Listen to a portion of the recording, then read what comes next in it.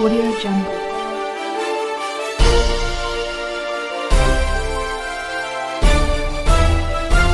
Audio Jungle. मैं रंजन कुमार, नमस्कार। अभी आप देख रहे हैं कंचन न्यूज़। इसे लाइक, सब्सक्राइब एवं बेल आइकॉन दबाना ना भूलें ताकि न्यूज़ का नोटिफिकेशन सबसे पहले आपके पास पहुंचे। अब चलिए खबरें विस्तार से। चुनौती देते हैं। हिम्मत है तो मुख्यमंत्री जी बिहार की किसी भी सीट से चुनाव लड़कर दिन खुली चुनौती देते हैं। हिम्मत है तो मुख्यमंत्री जी बिहार की किसी भी सीट से चुनाव लड़कर दिखाएं और जीत कर दिखाएं। गोली दाग दी जाती, 7 राउंड फायरिंग उनके ऊपर हुई। जो मुख्यमंत्री, और इस बात को कहने में हमको कहीं कोई परहेज नहीं, जो मुख्यमंत्री युवा विरोधी और है भैया वो युवा विरोधी मुख्यमंत्री ने पिछले 18 सालों में युवाओं के लिए क्या किया बताएं मुख्यमंत्री। बड़े बड़े दावे, जब उप मुख्यमंत्री 10 लाख रोजगार की बात करते हैं एक कलम से, तो मुख्यमंत्री उस पे और बढ़कर दावा करते हैं कि 10 लाख क्या भैया की तरफ से पीएम उम्मीदवार नीतीश कुमार हो। कौन सा सर्वे करवाया है उन्होंने, पूछेगा मंत्री जी से। भाई बिहार में सर्वे करा लें तो सबसे वर्स्ट मुख्यमंत्री अगर कोई आएंगे तो उसमें पहले पायदान पर जरूर मुख्यमंत्री नीतीश कुमार जी होंगे। ये लोग बंद कमरों में अपने 4-5 समर्थकों से अगर सर्वे कराकर अपने आप को एक भ्रम में रखने का सोच रखें तो अलग बात है, पर बिहार, उत्तर प्रदेश, झारखंड, अगल बगल के जितने राज्य हैं, कम से कम वहाँ के लोग जानते हैं कि मुख्यमंत्री नीतीश कुमार जी से देश का भला तो नहीं हो सकता। और जिन मुख्यमंत्री को बिहार की जनता नकार चुकी हो, उनको देश की जनता क्यों स्वीकार करेगी? जिनकी स्वीकार्यता अपने ही प्रदेश में नहीं है। अगर अपने प्रदेश में है भाई, तो हम खुली चुनौती देते हैं। हिम्मत है तो मुख्यमंत्री जी बिहार की किसी भी सीट से चुनाव लड़कर दिखाएं और जीत कर दिखाएं। क्यों भैया दूसरे राज्यों में जाकर सीट तलाशने का ये प्रयास कर रहे हैं? इसी डर से ना, क्योंकि बिहार से ये चुनाव नहीं जीत सकते। भाई इनके विधायक नहीं बिहार से चुनाव जीत पाते। क्या हुआ था उपचुनाव में, क्यों नहीं जीत गए? क्या हुआ था पिछले विधानसभा के चुनाव में, क्यों आधे से ज्यादा प्रत्याशी इनके चुनाव हार गए? तो जब इनके विधायक यहाँ से चुनाव नहीं जीत सकते, ये खुद बिहार से चुनाव नहीं जीत सकते। अगर जीत सकते हैं तो भाई घोषणा करें और आए खुले मैदान पर, अपने आप साफ हो जाएगा दूध का दूध और पानी का पानी। क्या लग रहा है चिराग पासवान की बिहार सरकार क्या एडजस्ट करेगी बीएड के छात्रों को जो उत्तीर्ण होंगे? भाई बिहार सरकार की प्राथमिकताओं में ही नहीं है ये। उनको एडजस्ट करना बार बार जो सरकार नियमावली बदलती हो, खुद ही ये सरकार इतनी कंफ्यूज है। कभी इस माध्यम से, कभी उस माध्यम से, कभी इसका एग्जाम, कभी सीटेट, कभी बीटेट, कभी बीपीएससी दीजिए। ये सब देने के बाद डोमिसाइल नीति हम हटा देंगे। जो सरकार खुद ही कंफ्यूज है और जिस सरकार को खुद पता ही नहीं है कि किस नियम के तहत हमको बहाली करनी है, और इसीलिए सालों से जिस बहाली को लटका के रखा गया, ऐसे में ये किसी और का समावेश करे, ये सोच भी मुझे नहीं। नीलेश मुखिया जी का भी हम लोगों ने देखा किस तरीके से उनकी हत्या कर दी गई। तो ये दर्शाता है कि बिहार पूरी तरीके से अपराधियों की गिरफ्त में, और ऐसे में जब बिहार पे ध्यान देने की जरूरत है तो हमारे मुख्यमंत्री मुंबई की चिंता करें कि वहां पर भैया उनको संयोजक बनाया जाएगा कि नहीं बनाया जाएगा। तो जिस मुख्यमंत्री की प्राथमिकता में बिहार नहीं है, जो मुख्यमंत्री, और इस बात को कहने में हमको कहीं कोई परहेज नहीं, जो मुख्यमंत्री युवा विरोधी है और है भैया वो युवा विरोधी मुख्यमंत्री ने पिछले 18 सालों में युवाओं के लिए क्या किया बताएं मुख्यमंत्री। बिहार में एक युवा आयोग तक इन्होंने नहीं खोला। एक ऐसा प्रदेश जहां पर सबसे बड़ी आबादी युवाओं की है, लगभग 70-75% आबादी ऐसी है जिनकी आयु 35 वर्ष से कम है। और ऐसे में बिहार में युवाओं के लिए ना आप शिक्षा देते हैं, ना आप रोजगार देते हैं। और जब वो युवा दूसरे प्रदेशों में जाता है तो वहां पर उद्यमी बनकर वो 150 लोगों को रोजगार देने के काबिल हो जाता है। पर ऐसे में अपने ही प्रदेश में वो युवा कुछ नहीं कर पाता, और उनके लिए क्या नीति मुख्यमंत्री बनाते हैं? कोई नीति नहीं। बड़े बड़े दावे, जब उप मुख्यमंत्री 10 लाख रोजगार की बात करते हैं एक कलम से, तो मुख्यमंत्री उस पर और बढ़कर दावा करते हैं कि 10 लाख क्या भैया, हम 20 लाख देंगे। 20 आदमियों तक को इन्होंने नौकरी नहीं दी। बहाली की प्रक्रिया में हालात देख लीजिए, डोमिसाइल नीति इन्होंने हटाई।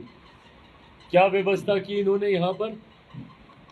जो लोग परीक्षा देने जा रहे हैं उनके लिए क्या व्यवस्था की गई? कहाँ है भैया आपका इंटेलिजेंस?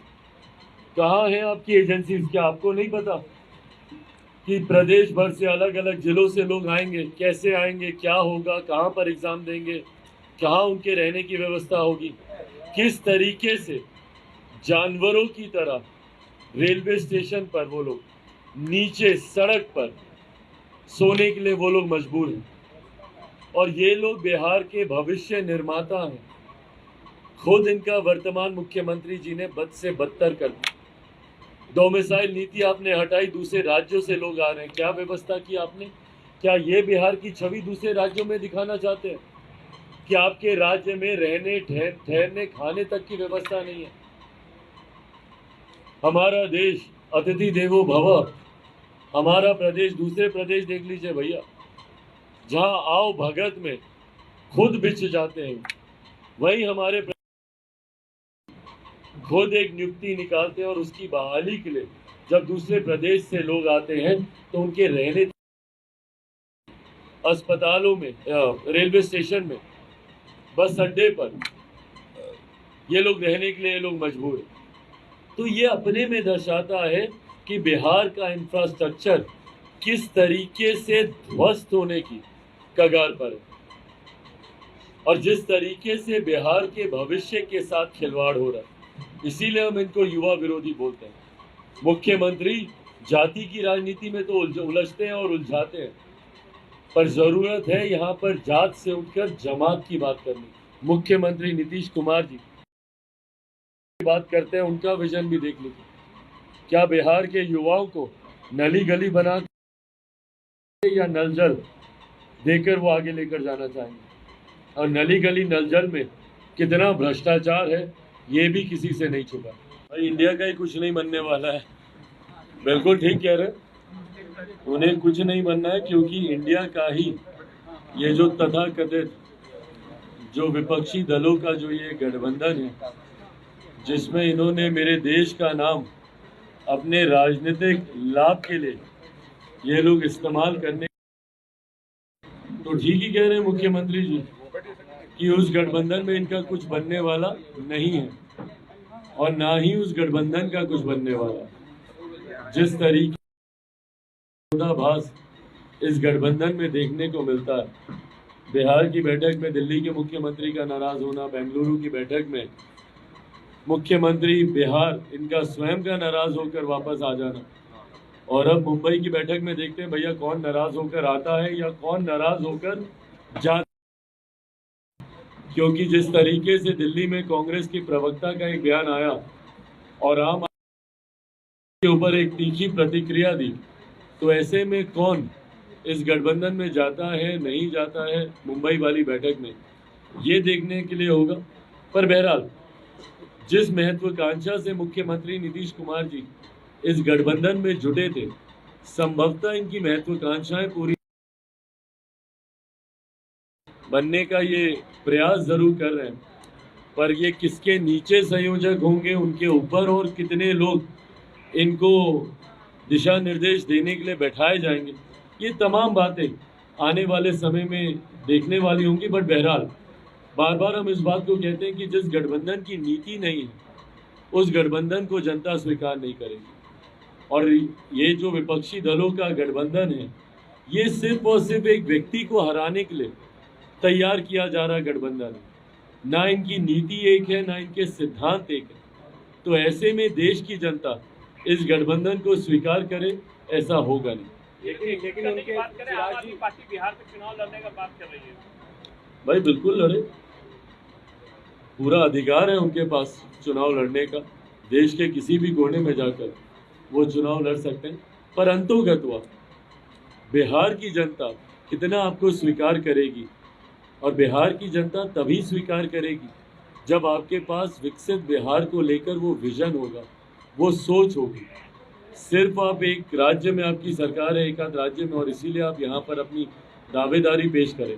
आज की तारीख में बिहार की जनता इतनी जागरूक है, इतनी जानकार है कि अब कम से कम अपने भविष्य के लिए वो बेहतर निर्णय ले सकती है। 2020 में भी परिणाम इसी अनुसार थे।